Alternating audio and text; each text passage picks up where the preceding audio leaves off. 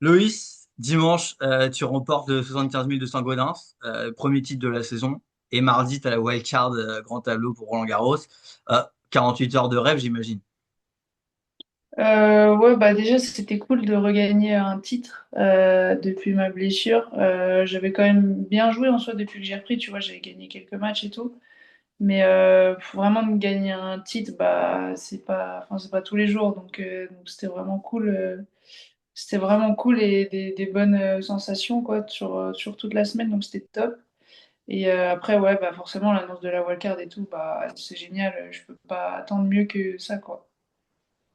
La wildcard, en plus, donc, elle est particulière pour toi.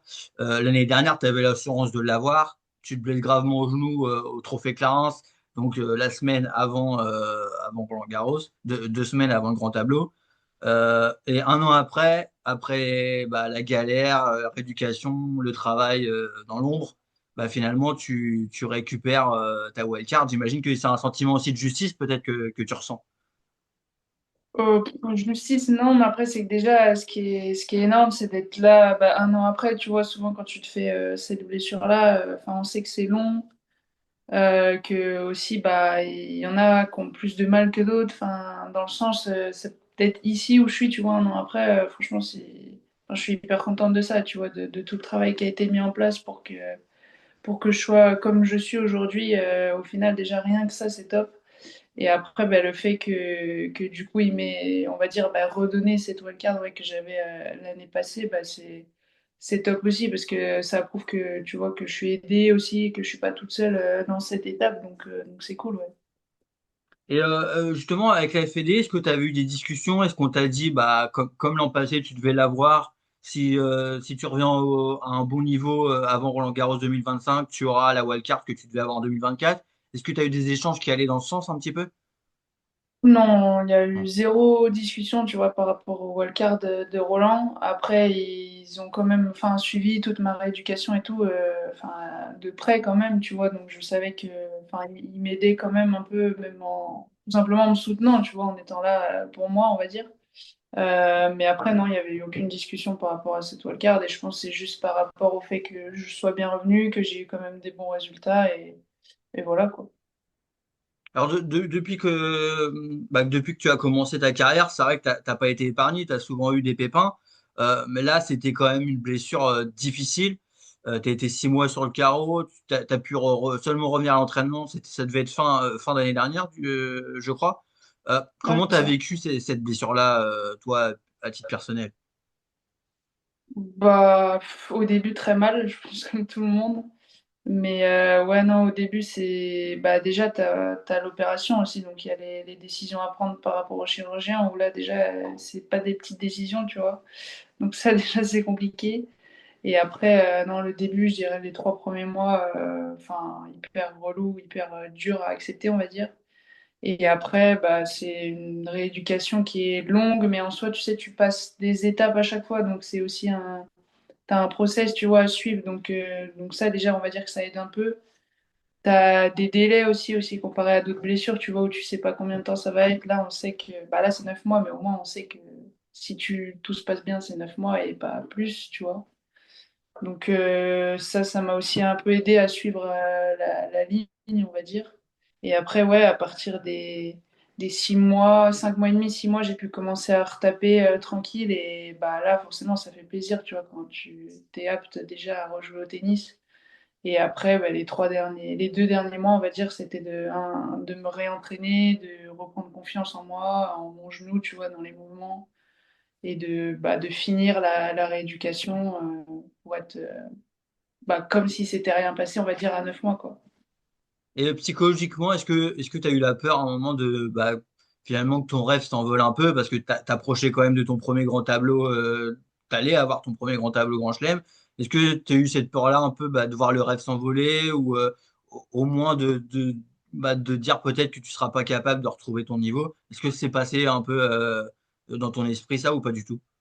Au tout début, ouais, au moment de l'incident, tu vois, au moment où déjà tu te blesses et que tu sais que c'est cette blessure, et aussi bah, juste après l'opération, parce que enfin, juste après l'opération, t'as plus du tout le même genou. Enfin, tu peux plus rien faire avec ta jambe, tu perds tous tes muscles et tout. Enfin, et là, tu te dis, ouais, quand même, enfin, c'est chaud, tu vois. Mais après, quand les mois sont passés et tout, que même tous les kinés, tous les prépas me disaient que ça allait le faire et que tu vois qu'au final, tu progresses et que tu récupères bah, ta mobilité et ta force. Et là, à partir de là, non, je savais que j'allais pouvoir revenir et que tout se passerait bien par la suite, quoi. Alors ensuite, le comeback, tu as quand même vite enchaîné les victoires après autant d'absence.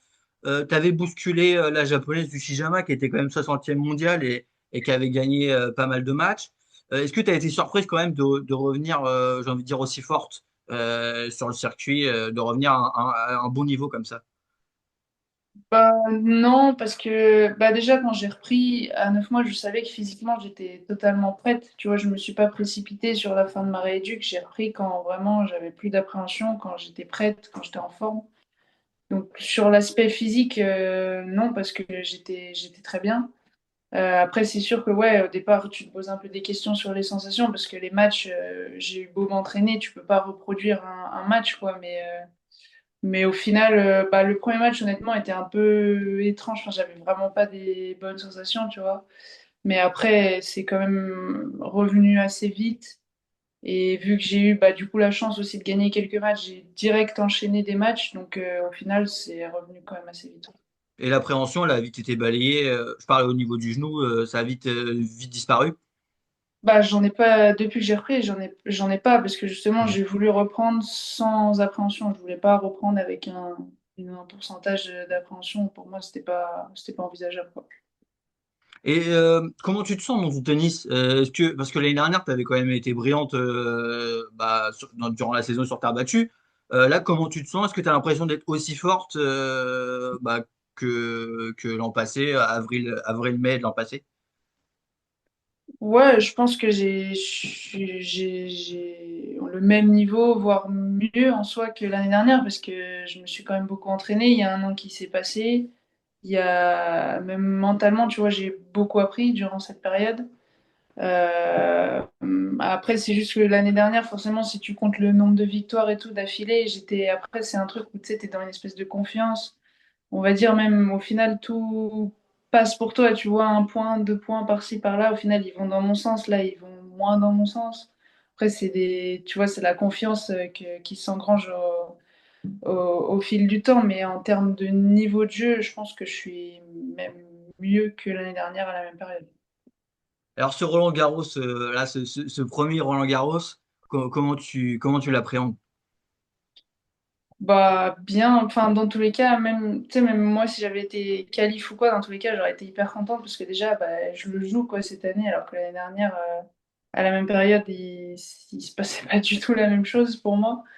Donc je suis juste hyper contente bah, déjà d'y aller, de jouer et après honnêtement j'ai quand même des gros objectifs et j'ai pour but de gagner plusieurs matchs quoi. Ouais. Ça serait quoi, justement, un premier Roland Garros rêvé pour toi? Ce serait quoi? Qu'est-ce qui te comblerait pour ce premier Roland Garros? Bah, je veux pas, je veux pas que je dise ce qui me comblerait parce que à part gagner, il n'y aurait pas autre chose. Mais non, je te dis que dans tous les cas, en fait, je pense que ce sera positif, quoi qu'il arrive. Mais voilà, j'aimerais, bah, comme je te dis, gagner plusieurs matchs. Ouais, toi, du coup, tu es plus dans l'optique d'essayer, bah, c'est toujours relatif, hein, cette histoire de tirage favorable en Grand Chelem. Tirage favorable, je sais pas si c'est le mot, mais en tout cas, Bah, franchement, tirage favorable en éviter Grand une très Chelem, grosse d'entrée, quoi, peut-être. ouais, après, si par chance tu la gagnes, au moins après tu t'ouvres le tableau. Donc, mais dans tous les cas, les filles, elles sont top 100, tout le monde joue bien, quoi. Donc, je suis pas sûre qu'il y ait vraiment des tirages favorables, tu vois.